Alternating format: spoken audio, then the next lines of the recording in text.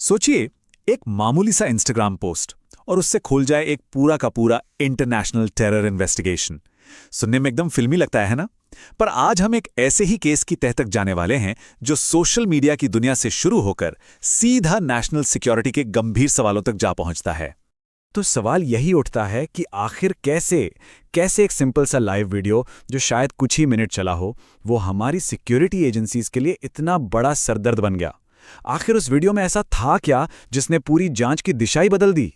तो इस पूरी कहानी का जो सबसे लेटेस्ट चैप्टर है वो खुलता है भारत के एक बेहद बिजी एयरपोर्ट पर। यहीं पर एक लंबे इंतजार के बाद एक बहुत बड़ी गिरफ्तारी हुई।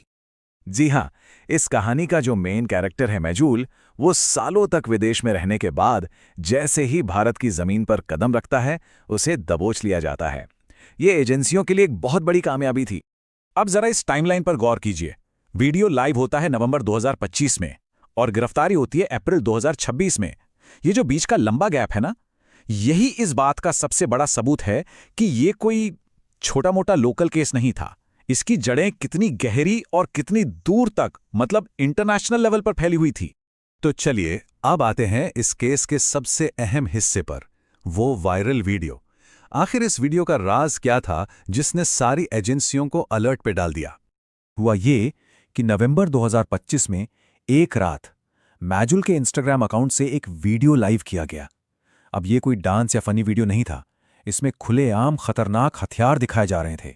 सोचिए, AK-47 ग्रेनेड, और वो भी लाइव। वीडियो में आकिब नाम का एक शख्स इन हथियारों को लहरा रहा था।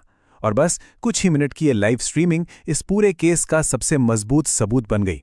ये दिखाता है कि डिजिटल दुनिया में छोड़े गए निशान कितना कुछ बयां कर सकते हैं और कितने खतरनाक भी साबित हो सकते हैं। लेकिन ये वीडियो तो सिर्फ कह सकते हैं कि एक शुरुआत भर थी। असली कहानी तो तब शुरू हुई जब एंटी टेररिज्म स्क्वाड यानी ATS ने इसकी जांच अपने हाथ में ली। तब जाकर एक बहुत बड़ी और बहुत ही खतरनाक तस्वीर सामने आने लगी। ATS ने जब जांच आगे बढ़ाई तो पता चला कि शाकिब नाम का एक शख्स जो पहले ही गिरफ्तार हो चुका था, वो उसी आकिब के जरिए, याद है ना वीडियो में हथियार दिखाने वाला लड़का, उसके जरिए कुछ विदेशी लोगों के संपर्क में था। अब ये विदेशी हैंडलर्स कौन थे, उनका मकसद क्या था, यही जांच का अगला बड़ा सवाल बन गया।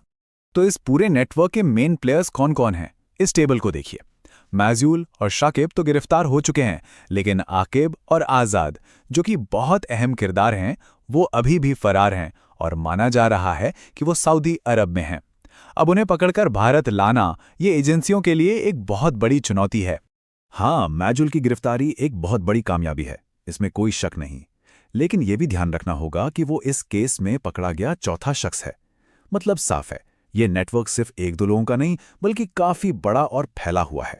अक्सर ऐसे क्रिमिनल नेटवर्क्स क्या करते हैं, अपनी असली गतिविधियों पर पर्दा डालने के लिए एक कवर स्टोरी बना लेते हैं। इस केस में भी कुछ ऐसा ही देखने को मिला।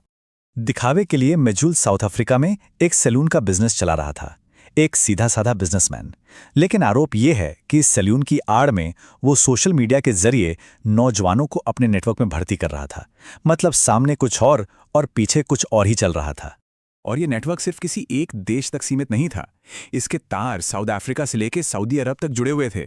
मतलब मैजूल साउथ अफ्रीका से ऑपरेट कर रहा था और उसके दो साथी सऊदी अरब में बैठे हैं। ये दिखाता है कि आज के दौर में क्राइम और टेररिज्म की कोई सरहदें नहीं होती। ये पूरी तरह से ग्लोबल हो चुका है।